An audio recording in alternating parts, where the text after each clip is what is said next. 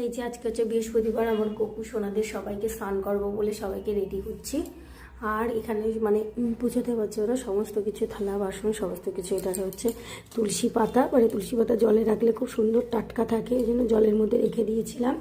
আর এখানে হচ্ছে ফুল, তারপরে পোশাক, এগুলো হচ্ছে সমস্ত কিছু স্নান করানোর জন্য, মালা ফালা সব কিছু রেডি করেছি। তাহলে তোমাদেরকে দেখতে থাকা আমি আজকে কী করে ওদেরকে সুন্দর করে সাজিয়ে গুছিয়ে রাখি।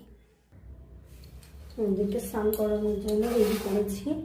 এই যে এখন ওদেরকে মোটামুটি প্রথমে ঘি দিয়ে, মানে দুধ আর হচ্ছে দইটা আমার কাছে এখন আপাতত নেই। আমার গপু সোনাকে এই যে একটু ঘি মাখিয়ে নিলাম। আমি আমার মতন করে করি, হয়তো অনেক নিয়ম আছে, অনেক কিছু আমি অত কিছু জানি না।